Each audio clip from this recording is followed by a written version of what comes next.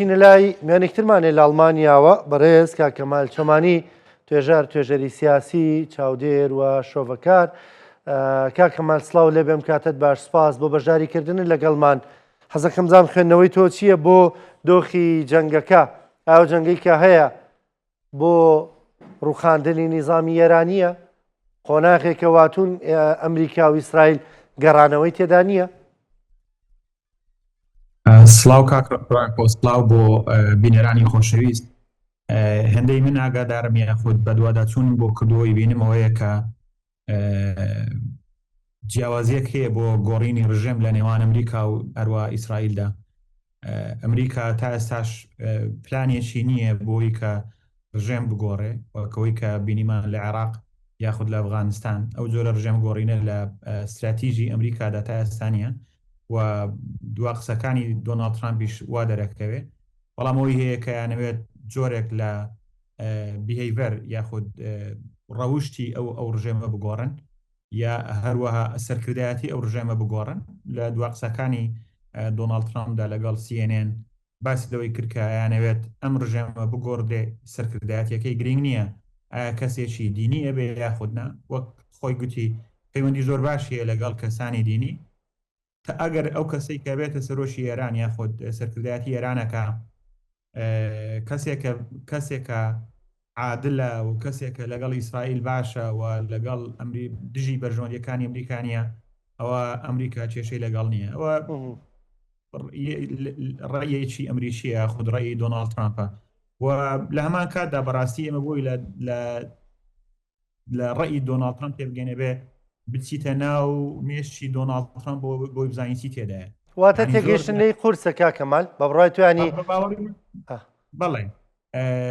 بە باوەڕی من قورسە و دۆناڵد ترامپ کەسێکە هەرچەندەوە قسەی خۆمی نازانم لەکوێ گوێم لێ بووەڵێ بۆی کە تۆ لە دۆناڵد ترامپ تێبگەی زۆر گرنگە لە چەند لە سیاسەتێگەی هێندەی گرنگە لە دەروون شیکاری چەند شارەزای. چونکە ئەگەر لە دەروون شیکاری شارەزا بێتوانی کەمێک ئاکار و ئەخلاق و تێڕوانینی دۆناڵد ترامپ شی بکەیتەوە. بەڵام چکە بۆن منە دۆناڵد ترامپ ئەگەر بڕیارەکانتدا زۆر حساب بۆ قانون و قانونی نێودوڵەتی ناکە، ئەوەی کە ئەمریکا خۆی لە ساڵی ڕابردوودا دەست پێشخەر بۆ دایمەزراندووە، زۆر حساب بۆ قانونەکانی وڵاتی خۆشی ناکە و زۆر حسابی بۆ ڕاوێژکار و دەوروبەری خۆشی ناکە. بۆیە یعنی تێگەیشتن لە دۆناڵد ترامپ کەمێ قورسە و کەسێکی پێشبینی نەکراوە. ئەمڕۆ قسەیەکە کاسری لەوانەیە قسەیەکیشتر بکە، ئەمڕۆ دوژمن تە لەوانەیە سپەی دۆست بێ. بەڵام بۆ گەڕانەوە بۆ پرسیارەکەت خۆ ئاگەرەزیێت نەبێت. باسی بۆ ئیسرائیل وانە ئیسرائیل ئەوێ ئەم ڕژێمە بگۆڕدرێ و ئەوێ یعنی بە هەر جۆرێک بێ ئەم ڕژێمە جارێکی تر دروست نەبێتەوە، چکە ئیسرائیل بە هەڕەشەیەکی ژیانی لەسەر هەبوونی دەوڵەتی ئیسرائیل تەماشایەکە و بۆ نەتەنیاهۆ نەکتەنامە گرینگە بەڵکو بۆ خۆشی گرنگە بۆی کە چکە نەتەنیاهۆ لە وڵاتی خۆی کۆمەڵێک کێشەی هەیە لە خۆتزانی مەسەلەی هەڵبژاردن دێتە پێشەوە لە ئیسرائیل وڵاتێکی یعنی بڵین هێشتاش لیبرال دیموکراسیەک لەوێ هەیە کە لە توارچەوەی قانوندا نەوێت بۆ نەتەنیاهۆ زۆر گرنگە ئەو ڕژێمە بگۆڕدرێن. کاکەمال ڕەفتارەکان چەند ڕۆژەی ئێران ئەم ڕوانینەی ئیسرائیلی زیاتر نەخستۆتە ڕوو، هەرچەندە هەندێک دەڵێن ڕەنگە دەستی ئیسرائیلی تێدا هەبێت لە تێوەگلانی ناوچەکە، بەڵام ئەو پەیامەی گەیان کە بەفعلی ئێران مەترسیە لەسەر ناوچەکە، هەرو پەیامی کە ئیسرائیل دەیویست بگەێنێ. پێشتریش ئەو وڵاتانی ناوچەکە لە مەترسی ئێران تێگەیشتون، چونکە ئێران خۆتەزانی ڕووبەرێکی گەورەیە لە ناوچەکەدا و شوێنێکی زۆر استراتیژی هەیە. یەکێکە لە زلهێزە یعنی هێزە ئیقلیمیەکان و خاوەنی کەلتور و شارستانی تێکی قەدیمە و هەروەها ڕێڕەوە ئاویەکانی لەبەردەستە و ئێنێرژی وزەیەکی بێئەندازە گەورەی هەیە کە ئێران ئەمە ئەگەر بێت و مەسەلە گەماوەڕۆ ئابوووریەکان نەبێ، ئێران ئەتوانێت یعنی یەکێکە بێت لە 20 گەورەترین ئابوووریەکانی دنیا و هەروەها ئێران خۆتەزانی یعنی بە بەراورد بە هەموو وڵاتانی ڕۆژهەڵاتی ناوەڕاست سەرڕای 40 ساڵ تقریبان گەماڕۆی ئابووری توانیوێتی لە ڕووی مۆدرنکردنی وڵاتی خۆیەوە ژێرخانی خۆیەوە و بەتابەت مەسەلەی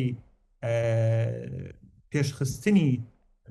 توانە سەربازیەکانی خۆی بەراورد بە زۆربەی وڵاتانی دیکە ئێران توانیوێتی پشت بە توانە سەربازیەکانی خۆی بەستێ بەراورد بۆ نمونە وڵاتێکی وەکو سعودی یاخود ئیمارات قەتەر کە هەم بۆ پاراستنی خۆیان پشت بە ئەمریکا بەستن، یعنی بنکەی سەربازی ئەمریکا لە وڵاتانە هەیە باشە ڕێکەوتنی هەیە و لە هەمان کاتیشدا بۆ کڕینی چەک پشت بە وڵاتانی دەرەوە هەڵبەت ئێرانیش پشتە بەستێ، بەڵام نەیانتوانیەوە جۆرە چێکێک وەکو بڵین موشەشی ئێرانی پێشخەن بۆی بتوانن تا ڕادێک باشە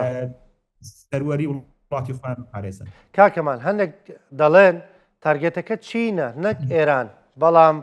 دەبێت تۆ وەکو دەڵێ ئەمەی بۆ پاک بکەیتەوە ڕێگەکەی بۆ پاک بکەیتەوە.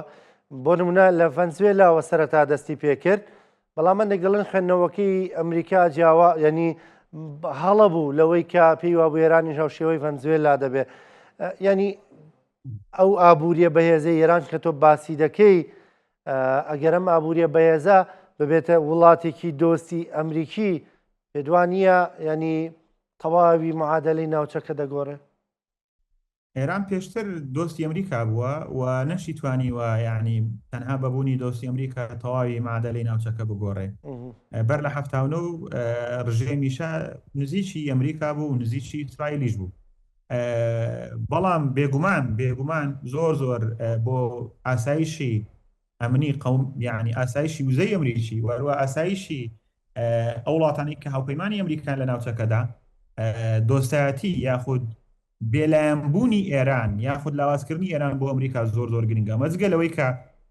پاراستنی ئاسایشی قەومی ئیسرائیل بۆ ئەمریکا پرسێکی زۆر گرنگە، چونکە ئیسرائیل تەناوەکو ئەوە نییە تەنها بڵێ ئیسرائیل ئەمانە جوولەکان لەگەڵ مەسیحیەکان هەندێک مەسیحی ئەوە ئێڤەنجێلیکان هەن لە ئەمریکا کە پشتیوانی دەوڵەتی ئیسرائیلەکەن یاخۆ دەمە ئیسرائیل دەوڵەتێکی پرۆکسیە پەپێتە لە ناوچەکەدا دروست بووە ئەمریکا هەموو شتێکەکە یاخودەوەی کە کۆمەڵێک مەسەلەی نەزەری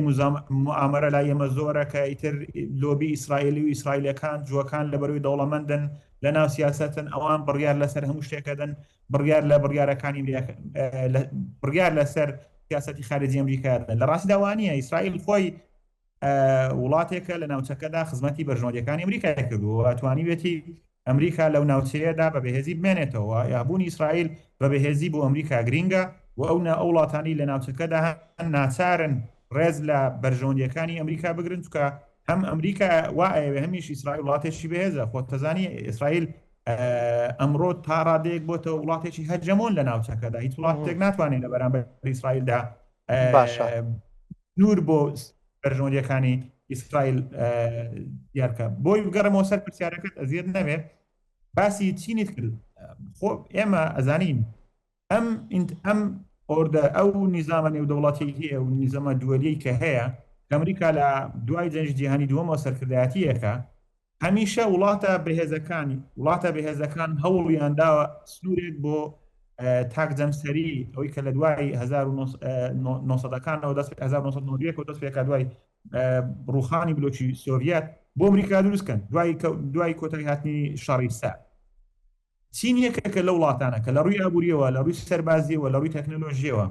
لە ڕووی ئایەوە، لە ڕووی ژیری دەستکردەوە تاکە وڵاتە لە دنیادا کە ئەتوانێ ئەمڕۆ لە ئەمریکا تا ڕادەیەک یاوەک ئەمریکا بێ یان لە چەند ساڵی داهاتوودا لە ئەمریکا بەهێزتر بێت. وی ئەمریکا وەکو زلهێز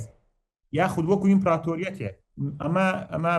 ئەخلاقی ئیمپراتۆریەتە، ئەخلاقی زلهێزە. هەر کاتێ ببینێ زلهێزی تر لەو گەورەتر وا پەیدا ئەبێ ئەکەوێتە یعنی پەلەپورچێ بۆی بتوانێت سنوورێک بۆ ئەو هێزانی تردابنێ ئەو زلهێزانی تردابنێکە بتوانن باڵانس دروستکەن لە بەرامبەرەویدا، بتوان ئەو ئۆردەرەی کە خۆی دروستی کردووە تێشی بدا. بۆیە ئەمریکا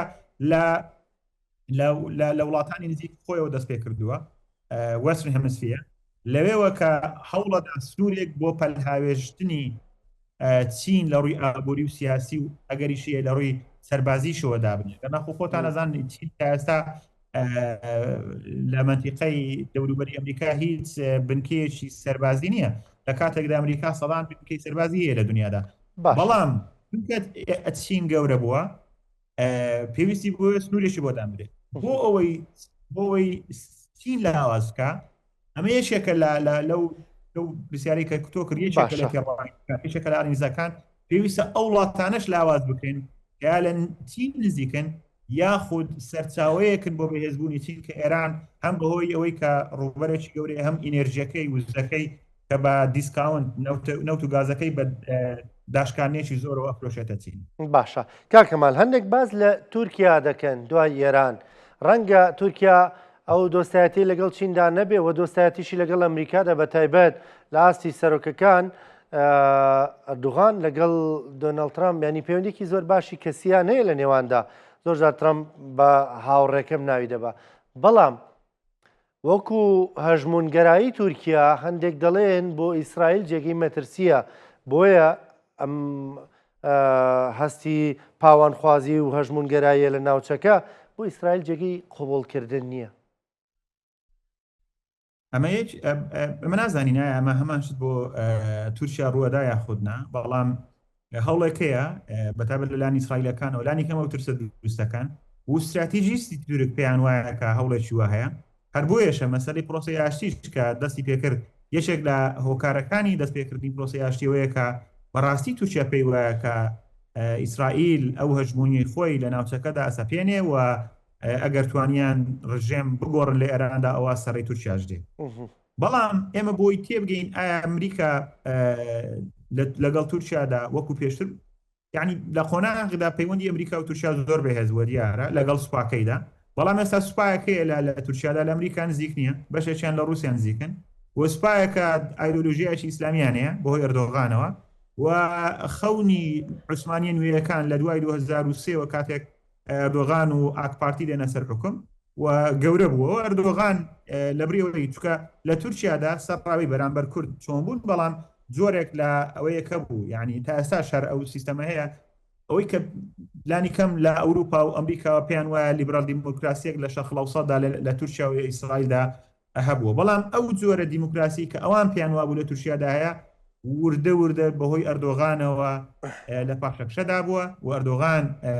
حکومڕانیەشی تاکڕەوانەی سەپاندووە بۆیە هەبوونی تاکڕەوێکی وەکو ئەردۆغان کەسێکی ئیسلامی دژە ئیسرائیل و دژە جوو هەروە دژە ئەمریکاییش تا ڕادەیە خۆتان نەزان لە چەند ساڵی ڕابردووە پەیوەندیەکانی ئەردۆغان و بڵێن تورکیا و رووسیا زۆر بەهێز بووە کە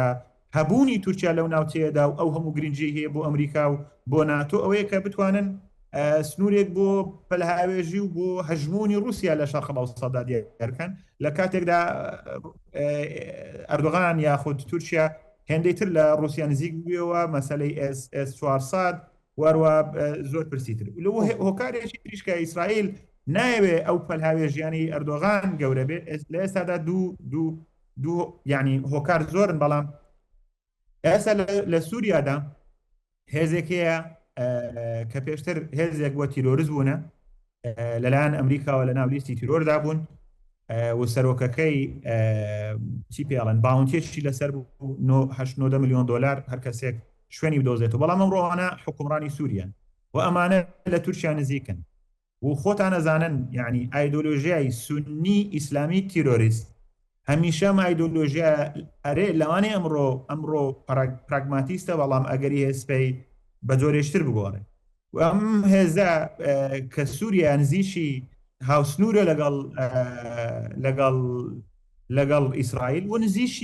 و نزیشی ئەردۆغانە و لە ناوچەکەشدا تا ئێستا ئەوەی کە ئەبراهەم ئەکۆرد ڕێکەوتنامە ئیبراهیمیەکان لە ناوچەکەدا تا ئێستا تەنها دوو وڵات سێ وڵات ئاسایی بوونەتەوە لەگەڵ ئیسرائیل گرنگترین وڵاتێک کە ئاسایی بێتەوە سعودیە بەڵام سعودی هێشتا ئاسایی نەبووتەوە لەگەڵ پەیوەندیەکانی لەگەڵ ئیسرائیل ئاسایی نەبووتەوە بۆیە ئەگەر بێت و هاوپەیمانێتێک دروست بێ لە نێوان وەکەوەی کە ئێستا لە گەشەکردندایە لە نێوان قەتەر سعودیە و تورکیا و سووریا و تا ڕادەیەک پاکستان کە پاکستان خاوەنی تەشی ئەتۆمیە ئەوە ئەو هەژمونەی کە ئیسرائیل بەدوایدا ئەگەڕێ بۆی لە ناوچەکەدا بیسەپێنێ ئەو هەژمونە ئەکەوێتە ژێر پرسیارەوە بۆیە بۆ ئیسرائیل زۆر گرینگە تورکیا ئەو وڵاتە بەهێزە نەبێت لە ناوچەکەدا چونکە تا ڕادەیەک سعودیا ناتوانێت ئەو وڵاتە بەهێزە بێت لە ناوچەکەدا بۆ خودی سعودیاش نەسوپاکەی نا کۆمەلگاکەی هێندەی کۆمەلگای تورکیا بە قووەت نییە تەنها ئابوووریەکەی قوتی سعودیا زیاتر لە ئابوووریەکەیەتی هەڵبەتە چەکی زۆری کردویانی بۆی ئابوووریەکەیەوە چەکی بەقوەتی کرد بە پێچەوانەی تورکیاوە کە تورکیا ئەمڕۆ تەکنۆلۆژیای ئابووری خۆی تەکنۆلۆژیای سەربازی خۆی مۆدرنە کردووە و درۆنەکانی زۆر بەهێزن و چەکەکانی بەهێزن کە ئەگەری لە چەند ساڵی داهاتوشدا بەهێزتر بێ وێ هەمیشە وڵاتان لە ناوچەکەدا زلهێز یعنی سوپەر پاوەر لەگەڵ ریژنل پاوەر دەسەڵاتی هەرێمی ئەمانە هەمیشە یعنی تورکیا عراق بە بەرامبەری خۆی نابینێ بۆ سووریا بە بەرامبەری خۆی نابینێ ئەو هێز عراق و سووریا و بۆ نمونە قەتەر و لوبنان ئەو وڵاتان یان ئەبێ لەگەڵ من بی یاوەتە لە بەرەکەیتری بەڵام بۆ ئیسرائیل تورکیا یا بۆ تورکیا ئیسرائیل دوو وڵاتی بەهێزن کەوانە لە ململانێ خۆیان بە بەرامبەر یەکتر بینن خۆیان بە نایاری یەکتر بینن ئەمە پەیوەستیش نیە تەنها ڕاستە ئەردۆغان یەکێکە لە هۆکارەکان بەڵام تەنها پەیوەستی بە ئەردۆغانەوە ئەمە پەیوەستە بە خودی ئافکاری دەوڵەتی زلهێز چ لە ناوچەکەدا چ لە دنیادا. زۆر باشە. دوا پرسیارم پەیوەست بە ئەم جەنگە لە ئێران ئەو هەنگاوەی ئەمریکا دۆناڵد ترەمپ ناوێتێر چەنەوەی سەر لێدوانێکی داوە لێدوانەکە تازەیە دەڵێ لە ترسی ئێمە بۆ یێرشەکانی ئێمە ئیسرائیلەوە ئێران داوای لێبوردنی لە وڵاتانی دراوسێ کردووە دەڵێ ێرەش ناکەینە سەران و دەڵێ ئێمە گورزی زیاتر دەوەشێنین ئەمڕۆ. پرسیارەکە ئەوەیە دەنی دو پرسیارم هەنگاوێکیان ناوە ئەمریکا و ئیسرائیل گەڕانەوەی نییە تەواو؟ ئەم پێم وانە گەڕانەوەی نەبێ چونکە تا ئێستا ڤیژنێکی ڕوونیە لەلایەن ئەمریکا و ئایا ئەمریکا چیەوێ ئیسرائیل ڕاستە بەڵام ئیسرائیل ناتوانێت یعنی ئیسرائیل خۆی وڵاتێکی بچووکە بە ژمارەی دانیشتوان بچووکە بەڕوبەر بچووکە گەر ئەمریکای لەگەڵ نەبێ خۆی پاراستنی خۆی لە ناوچەکەدا لە ژێر مەترسیدایە بۆیە بەهۆی ئەمریکا بۆتە ئەو هێزە هەژمونە لە ناوچەکەدا ئەگەر پلانێکە بێ بۆ گۆڕینی ڕژێم ئەبێ پلانەکە لە واشنگتنەوە بێ بۆ پلانەکە بێ ڕوون بێ و ڕژێم لە ئێراندا بە باوەڕی من تەنها لە ڕێی خۆپشاندانەوە یا لە ڕێی ئەوەی کە گروپە کوردەکان چەکدار بکرێن ژێم بەم جۆرە ناگۆڕێت چونکە ئێران وڵاتێکی بەهێزە ڕاستە ئێران زۆربەی هەرە زۆری خەڵکەکەی لەگەڵی نییە دژیەتی بەڵام خۆتان نەزانن تا ئێستاش ئێران لانی کەم تا ڕادەیەک 120 ئایدۆلۆژیەن لەگەڵ ئێراندایە و سوپاکەی سەرڕای ئەوەی کە لە چەند ڕۆژی ڕابردوودا و لە ماوەی ڕابردوودا چەندە هێرشی کراوەتە سەرێ بنکەکانی لە دەستداوە بەڵام تا ئێستاش ئەو سوپایە بەردەوامە لە کارکردن و ئەگەر لە داهاتوودا یعنی ئێران بەتەواوی دامانە تاران بەتەواوی ڕوخێنرا یاخود تاران داگیر کرا هێشتا ئەم وڵاتە یعنی ئێمە ئەزمونمان هەیە لە عێراق لە ئەفغانستان دوای چەند ساڵ گەڕایەوە هەمان تالیبان گەڕایەوە لە لیبیا یاخود لە یەمەن بینیمان لە لێبان هاوپەیمانیەتێکی ناوچەیەک دروست کرا بەڵام 2000 فەشەلیان هێنا بۆیە تۆ کە شتێک دروستەکەی زۆر زەحمەتە یاخود کە پلانێکدا ئەنەی یاخ بۆ نمونە ئەگەر بڕیاردانی شەڕ زۆر ئاسانە بەڵام بردنەوەی شەڕ زۆر زەحمەتە یاخود ئەگەر بڕیارەدا ڕژێم بگۆڕی لەوانەیە ڕژێم گۆڕین ئاسان بێ بەڵام ئەوەی کە دووە سپەی چی ڕوادا ئێراندا ئەمە پرسیارە هەرە قورسەکەی کە هەم گەلانی ئێران هەم گەلی کورد هەم حتا حیزبە سیاسیەکانی کورد یعنی ئۆپۆزیۆنی کوردی